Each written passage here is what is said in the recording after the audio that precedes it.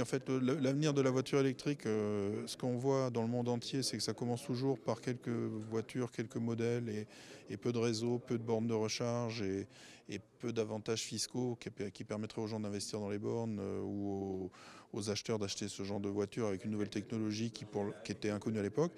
En Inde, ce qui s'est passé, c'est que ça a commencé doucement, et puis chaque année, c'est 0,2% du marché, ça devient 0,4 l'année suivante, 0,5 l'année d'après, 0,8 l'année suivante, 1. Dès qu'on passe les 1,5, on commence à avoir quelque chose qui en fait commence à se développer. Et c'est ce qui s'est passé, même si vous prenez l'Inde, mais vous prenez la Chine au démarrage, ça a commencé comme ça. Vous prenez Singapour, qui est un État petit avec une population et super concentrée. On voit les mêmes chiffres de progression en fait par rapport au marché automobile.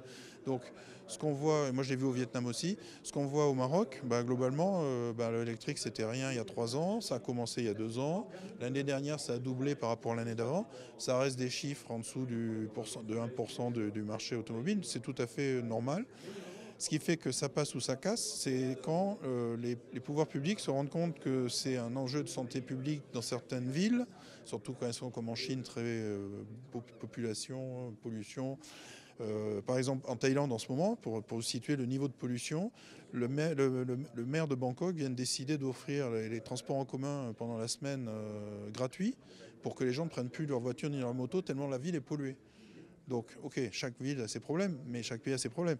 Mais à un moment donné, l'enjeu pour les autorités, c'est de gérer les problèmes qu'il y a.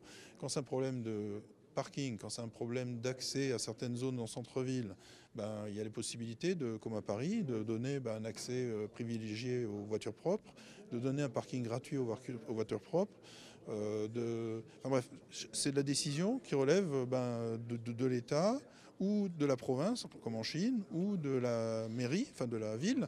Donc le Maroc, là-dessus, ils ont toutes les cartes en main pour pouvoir, avec l'immense avantage par rapport à d'autres pays, que c'est pas un pays enclavé, donc il a un bord de mer, une zone côtière énorme, qui est en plus avec des vents forts permanents qui pourraient faire de l'éolien, des panneaux solaires qui pourraient fonctionner toute l'année vu l'ensoleillement qu'il y a sur ce pays. Donc il y a la possibilité de faire de l'énergie propre. Il y a la possibilité de le faire sur place. Il y a la possibilité de ne plus utiliser de l'essence et de le mettre dans les voitures. Alors après, ça peut être hybride, ça peut être plug-in hybride, ça peut être électrique. L'électrique, c'est très adapté pour des petits trajets ou des trajets moyens dans une zone où on peut facilement se recharger et auquel cas, c'est pas forcément ce que pour faire des longues distances. Mais là, vous avez de l'hybride qui marche très bien et qui remplace très bien déjà les gens qui sont soucieux de l'environnement au Maroc aujourd'hui commencent à basculer du diesel vers l'hybride ou le plug-in hybride. Après, c'est une question de, comme j'ai expliqué tout à l'heure, de coût. Et pour que les coûts puissent être disponibles et accessibles, l'entretien est moins cher certes, mais le véhicule est plus cher. Un diesel, aujourd'hui, vendre un plug-in hybride au prix d'un diesel ou un hybride au prix d'un diesel, c'est déjà une espèce de sacrifice de la part du constructeur et de la part du réseau de distribution. Donc il faut que d'autres se mettent à rendre la chose possible pour ceux qui veulent investir dans des bornes de chargement, veulent investir pour que la ville soit propre, que l'accès soit préservé pour ceux qui sont propres et que ceux qui sont un peu moins propres, ils font autrement ou plus tard, voilà, ou ils payent. Donc c'est des décisions publiques.